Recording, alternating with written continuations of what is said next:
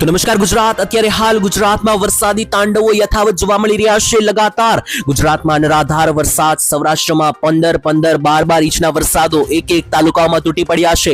જૂનાગઢમાં ટોટલ છેલ્લા 24 કલાકમાં 40 ઇંચ જેટલો વરસાદ પડ્યો છે અને હવે ગીર સોમનાથમાં 20 ઇંચ પ્લસના વરસાદો. એટલું જ નહીં મિત્રો, અત્યારે જામજોધપુર સહિતના જામનગરના વિસ્તારોની અંદર પૂર સમાન પરિસ્થિતિઓ જોવા મળી રહી છે. રસ્તાઓ જાણે નદીઓમાં ફેરવાઈ ચૂક્યા હોય તેવી રીતના લાઈવ તમે જોઈ શકો મિત્રો. ખાસ અત્યારે હાલ જેટલી પણ અપડેટ આવી રહી છે અમારી પાસે બધા ફોટા આવી ચૂક્યા છે. લોકોએ મિત્રો અમને સૌરાષ્ટ્રમાંથી ફોટા મોકલ્યા છે જે હું તમને લાઈવ દેખાડીશ કે અત્યારે હાલ કેવી પરિસ્થિતિઓ જોવા મળી રહી છે. અને હવે આ વરસાદની સિસ્ટમ માત્ર સૌરાષ્ટ્ર પૂરતી સીમિત નથી રહેવાની, કારણ કે અત્યારે હાલ જોશો તો મધ્ય ગુજરાત સુધીની અસરો શરૂ થઈ ચૂકી છે. ઉત્તર ગુજરાતમાં પણ વરસાદો શરૂ થઈ ચૂક્યા છે. જી હા, ગયા મહિનાની અંદર જે વરસાદો પડ્યા એમાં ઉત્તર ગુજરાતનો વારો નહોતો આવ્યો. ઉત્તર ગુજરાતના લોકો કે જે મહેસાણા, સાબરકાંઠા, બનાસકાંઠા, પાટણ કે કચ્છમાં રહેલા છે તે ફરિયાદો કરતા કે વરસાદ નથી આવતો, પરંતુ અત્યારે હજુ ત્યાં પણ વરસાદ શરૂ થઈ ચૂક્યો છે. પરંતુ હજુ ત્યાં 1 થી 2-3 ઇંચના વરસાદ જ પડી રહ્યા છે. ધીમે ધીમે આ સમય આગળ વધશે. 3 તારીખની મોડી રાત પછી 4 અને 5 તારીખે ઉત્તરીય ભાગોમાં પણ તમને 10-10 ઇંચના વરસાદો જોર વધારતા જોવા મળશે. એટલું જ નહીં, ગુજરાતમાં અત્યારે હાલ જે સિસ્ટમો બની રહી છે તે જોતા એવું લાગી રહ્યું છે કે ગુજરાતમાં હવે કંઈક મોટું નવા થવા બેસવાનું છે. ત્યારે અંબાલાલ પટેલે જે પૂરજનક વરસાદની આગાહી આપી હતી એ આગાહી સાચી પડતી જોવા મળી રહી છે. ગુજરાત રાજ્ય પર હવે એટલી ભયંકર સિસ્ટમો તૈનાત થઈ ચૂકી છે કે તમારે સાવધાની અને તૈયારીઓ રાખવી પડશે, કારણ કે આ તો માત્ર શરૂઆત થઈ છે. 3 તારીખની રાત્રિ સુધી આ ધોધમાર વરસાદ આજે ચાલવાનો છે અને પછી 4 તારીખથી અચાનક એક મોટી સિસ્ટમ ગુજરાત ઉપર છે. એટલે ટોટલ આજે હું તમને તારીખસર આ વિડીયોમાં સમજાવીશ. તો સૌથી પહેલા 3 તારીખનો જે દિવસ છે શુક્રવાર છે, તો આ 3 તારીખ અને શુક્રવારે ગુજરાતમાં મોડી રાતના 3-4 વાગ્યા સુધી ક્યાં કેટલો વરસાદ પડશે એ હું તમને લાઈવ જણાવીશ આજના વિડીયોમાં. અને ત્યાર પછી 4 અને 5 તારીખ એટલે કે શનિ અને રવિ ગુજરાતના કયા વિસ્તારોને ધમરોળશે મેઘરાજા તે વિસ્તારથી સમજાવીશ આજના વિડીયોમાં, કારણ કે હવે જે ગુજરાતના વાતાવરણમાં થવાનું છે એ અદ્વિતીય છે ને એના વિશે તમને ખ્યાલ હોવો જોઈએ. કારણ કે જો મિત્રો આ બધી વસ્તુઓથી તમે અસહમત રહી જશો, જાણ્યા વગરના રહેશો, તો મિત્રો એક મોટી પ્રોબ્લેમ આવી શકે, સમસ્યા આવી શકે, જેની વાડ આપણે અગાઉથી કરવી પડશે. કારણ કે અત્યારે હાલ મિત્રો જે છે તે આજના વિડીયોમાં આપણે કયા મુદ્દાઓ જાણીશું. ચાલો એક લિસ્ટ બનાવીએ. અને પહેલા મારે તમને એક નાનકડું ડિસ્ક્રિપ્શન આપવું છે, આ વિડીયોમાં ડિસ્ક્લેમર આપવું છે કે આ વિડીયોમાં આપણે જેટલી પણ માહિતી અત્યારે હાલ મેળવીશું એ બધી મિત્રો વેધર મોડેલોને આધારે, વેધર ડેટાને આધારે અને જે માહિતી આવી રહી છે, આંકડા આવી રહ્યા છે તેને આધારે છે. આ બધી માહિતીની પુષ્ટિ જે છે તે અમે કરતા નથી. જે કંઈ પણ અમારી પાસે રિપોર્ટ્સ, આંકડા આવ્યા છે એ હું તમને અહેવાલો અનુસાર દેખાડવાનો છું. અને ચાલો હવે જોઈએ કે આ વિડીયોમાં આપણે કયા મુદ્દાઓ જાણીશું. તો પહેલા મિત્રો જે છે તે આપણે જાણીશું લાઈવ વરસાદ કે જે 2 તારીખે આખો દિવસ અને 3 તારીખની બપોર સુધી જે વરસાદ પડ્યો છે એના લાઈવ ફોટા, લાઈવ વિડીયો. 15 ઇંચથી લઈને 25 ઇંચના જે વરસાદ પડ્યા છે તેના લાઈવ વિડીયો. પૂરજનક પરિસ્થિતિ જોવા મળી છે, નદીઓ ફેરવાઈ ચૂકી છે, ગાડી તૂર થઈ ચૂકી છે, એના લાઈવ વિડીયો તમને દેખાડીશ. અને એની સાથે પછી ચોથા નંબરે આપણે જાણવાનું છે તો ગુજરાત રાજ્યમાં આજે કયા ગામમાં વરસાદ પડશે, ગામના નામ સાથે મિત્રો જે છે તે હું જણાવવાનો છું કે જેથી કરીને તમારા ગામ વિશે પણ તમને આગાહી મળી જાય. અને 5 તારીખે 5મા નંબર ઉપર હું તમને જણાવીશ કે હજુ 4, 5 અને 6 તારીખ ગુજરાત રાજ્ય પર તોડાઈ રહ્યું છે સૌથી મોટું સંકટ, કારણ કે અંબાલાલે જે તારીખો આપી છે એમાં આ 3 તારીખ દરમિયાન ગુજરાતમાં અતિ ભારે વરસાદની જે આગાહી છે એ પણ હું તમને વિસ્તારથી સમજાવીશ. મિત્રો આ બધી માહિતી જે છે તે આપણે એક પછી એક ક્રમશઃ મેળવવાની છે, તો વિડીયો થોડો લાંબો બની શકે, પરંતુ જો તમે આ વિડીયો છેલ્લે સુધી જોઈ લેશો અન્ય બીજા કોઈ વિડીયો જોવાની જરૂરિયાત તમારે નહીં પડે, કારણ કે બધી માહિતી આ એક જગ્યાએ તમને મળી જશે. તો ચાલો હવે વિસ્તારથી એક પોઈન્ટ આપણે ધીમે ધીમે સમજવાની શરૂઆત કરીએ. તો પહેલા મિત્રો ચાલો લાઈવ વિડીયો જોઈ લો. પહેલા તો આ મિત્રો વિડીયો સામે આવી રહ્યો છે જામનગરના જામજોધપુરની અંદર. તો મિત્રો આ જે છે તે કોઈ નદી નથી, આ મિત્રો બજારના રસ્તાઓ છે, શેરીઓના રસ્તાઓ છે કે જે નદીમાં ફેરવાઈ ચૂક્યા છે. અને આ જે મિત્રો પ્રવાહ છે, અત્યારે મિત્રો આ પ્રવાહ જોઈને તમને લાગતું હશે કે આ નદી છે, પરંતુ આ નદી નથી મિત્રો. જોઈ લો બજારોમાં એટલા પાણી પુરાયા છે કે આ મિત્રો રિક્ષા જે છે તે જોઈ લો એના ટાયર પણ દેખાઈ રહ્યા નથી, અડધી રિક્ષા પાણીમાં ગરકાવ. અને મિત્રો જોશો તો આ રિક્ષામાં કોઈ ડ્રાઈવર બેસેલો નથી, રિક્ષા તણાતી જોવા મળી રહી છે. તમે લાઈવ જોઈ શકો મિત્રો કે આ રિક્ષા જે છે ત્યાં પાણીના પ્રવાહમાં તણાતી જોવા મળી છે. આટલા માટે જ પહેલા મિત્રો આના પહેલાના વિડીયોમાં પણ તમને કહ્યું હતું કે તમારે જો માલઢોર રાખેલા હોય, પશુઓ રાખેલા હોય તો એનું ધ્યાન રાખજો. તમારા કોઈ વાહનો હોય એને પણ સલામત સ્થળે પહોંચાડી દેજો, નહીતર આવો હાલ થઈ શકે. જોઈ લો પાણીના વહેણમાં મિત્રો જે છે તે બધું તણાઈ રહ્યું છે. કારણ કે લાઈવ મિત્રો ફોટા જોઉં તો 3 તારીખના ફોટા હું તમને દેખાડી રહ્યો છું. 3 તારીખ અને શુક્રવારમાં સવારથી બપોર સુધીના જે વરસાદ પડ્યા તેમાં ઉત્તર ગુજરાતમાં વરસાદની શરૂઆત અરવલ્લીના મોડાસામાં જોઈ લ્યો. ત્યાર પછી આ પોરબંદરના અંદર પણ મિત્રો સૌરાષ્ટ્રમાં 3 તારીખનો વરસાદ, આ 3 તારીખનો વરસાદ છે વલસાડમાં. ત્યાર પછી આ જોઈ લો મિત્રો જામનગર અને જોધપુરની અંદર મેં તમને હમણાં દેખાડ્યું કે જે રિક્ષા તણાઈ એના લાઈવ ફોટા, લાઈવ વિડીયો. તો આ રીતે મિત્રો અમે જ્યારે પહેલા તમને કહ્યું હતું કે તમામ તૈયારી રાખજો, ત્યારે ઘણા બધા લોકોએ મજાક ઉડાવી હતી કે કશું નહીં થાય. અત્યારે દ્રશ્યો તમારી સામે છે અને આ જે વરસાદના આંકડા છે મારે તમને કહેવું હોય તો પણ દિલ બહેકી ઉઠે તેવા આંકડા છે, કારણ કે 70 ઇંચનો વરસાદ, 70 જિલ્લાઓમાં 1 ઇંચ પ્લસનો વરસાદ પડ્યો છે. 2 ઇંચથી વધારે વરસાદ જે છે તે મિત્રો 35 થી 40 તાલુકાઓમાં પડ્યો છે. 10 ઇંચથી વધારે વરસાદ 8 તાલુકાઓમાં પડ્યો છે અને સૌથી વધારે વરસાદ જોઈએ તો જૂનાગઢ જિલ્લામાં છેલ્લા 24 કલાકની અંદર 35 ઇંચનો વરસાદ. એની સાથે ગીર સોમનાથમાં પણ અહીંયા ટોટલ મારશો તો મિત્રો ગીર સોમનાથની અંદર જુઓ તો 12 અને 10, 22 ને 5, 27 ઇંચ, ટોટલ 27 ઇંચ વરસાદ પડ્યો. જેમાં ગીર સોમનાથના હુત્રાપાડામાં 12.5 ઇંચ વરસાદ, ગીર સોમનાથના પાટણ વેરાવળમાં 10 ઇંચ વરસાદ, ગીર સોમનાથના કોડીનારમાં 6 ઇંચ વરસાદ પડ્યો છે. આના સિવાય જૂનાગઢની અંદર માંગરોળની અંદર 12.5 ઇંચ, જૂનાગઢના કેશોદમાં 11.5 ઇંચ વરસાદ, જૂનાગઢના માળિયા હાટીના માણાવદરની અંદર 9 ઇંચના વરસાદ. એની સાથે ઉત્તર ગુજરાતમાં પણ મેઘસવારી પહોંચી ગઈ છે. મહેસાણા કડીની અંદર મિત્રો જોઈ લો તો કડીમાં 9 ઇંચ વરસાદ પડ્યો છે. જામનગરના જામજોધપુરની અંદર 7 ઇંચ વરસાદ કે જ્યાં રિક્ષા તણાઈને ગઈ હતી હમણાં. ગીર સોમનાથના કોડીનારનું મેં તમને જણાવ્યું. પોરબંદરના કુતિયાણામાં પણ જોઈ લો 6 ઇંચ વરસાદ છે. જૂનાગઢના વિસાવદર 4 ઇંચ, વલસાડની અંદર 3 ઇંચ વરસાદ પડ્યો છે. સુરતના ઓલપાડમાં 4 ઇંચ. એની સાથે મિત્રો અહીંયા અન્ય તાલુકા અને જિલ્લાઓ જોઈ લો તો વડોદરા, નવસારી, દાહોદ, અમરેલી, ભરૂચ, અરવલ્લી, છોટાઉદેપુર, મહીસાગર, દાહોદ, ગોધરા, આ બધા જ સેન્ટરોની અંદર જે છે તે મિત્રો ભૂક્કા બોલાવનારા વરસાદો પડ્યા છે. આના સિવાય પણ ઘણા બધા એવા વિસ્તારો છે કે જ્યાં હજુ વરસાદનું હાઈ સિગ્નલ છે. જોઈ લો આ નાવકાસ્ટ અનુસાર લાઈવ નકશો આપવામાં આવ્યો છે હવામાન વિભાગ તરફથી, જેમાં 8 જિલ્લાઓમાં રેડ એલર્ટ એટલે ઘરની બહાર ના નીકળતા. 12 થી 13 જિલ્લાઓની અંદર ઓરેન્જ એલર્ટ એટલે ધ્યાન રાખજો, કારણ કે 5 ઇંચથી વધારે વરસાદ પડી શકે.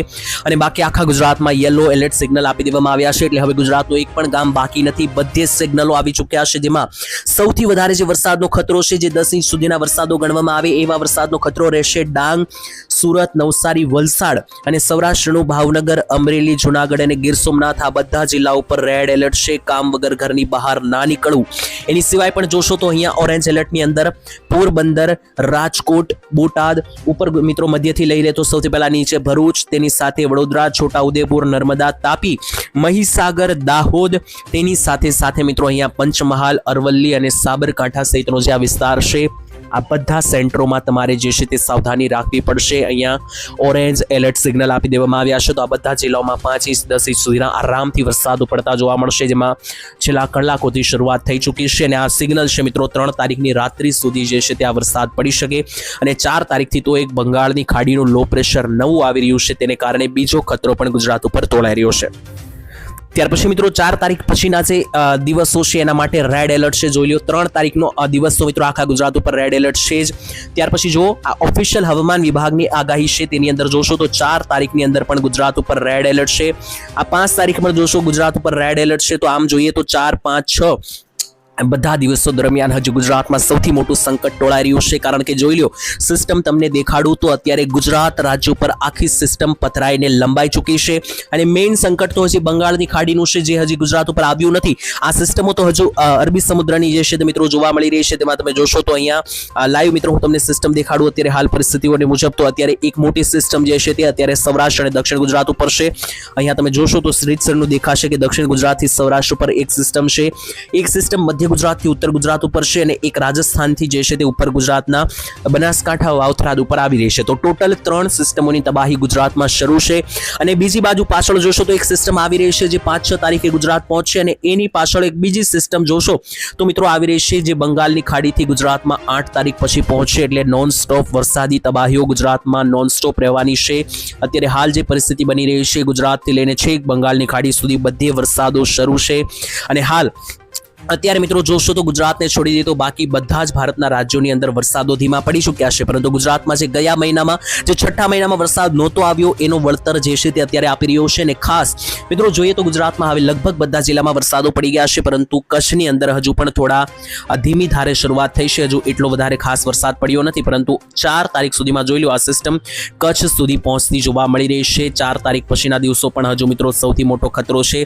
ઘણા બધા લોકોને મિત્રો એવું છે કે અત્યારે આજે વરસાદ એટલા ઇંચનો આવી ગયો છે તો હવે સંપૂર્ણ માહિતી પૂરી થઈ જશે, પરંતુ આ મિત્રો એક શરૂઆત છે. 4 તારીખ પછીના દિવસો જોશો તો એ મિત્રો વરસાદ તો છોડી દો, પવન સાથેના વરસાદો આવશે, જેમાં જોવો તો 55 થી લઈને 60 કિલોમીટર પ્રતિ કલાકના પવનો ફૂંકાઈ શકે, તો આંધી તોફાન વાળા વરસાદો શરૂ થઈ શકે 5 તારીખથી, જેની અંદર મિત્રો રેગ્યુલર અપડેટ હું તમને આપતો રહીશ. જ્યારે કંઈ પણ માહિતી બદલાતી જશે તો આપણે રેગ્યુલર અપડેટ આપતા જ રહીશું, પરંતુ અત્યારે હાલ હવે હું તમને આજની માહિતી આપી દઉં એક ગામના નામ સાથે.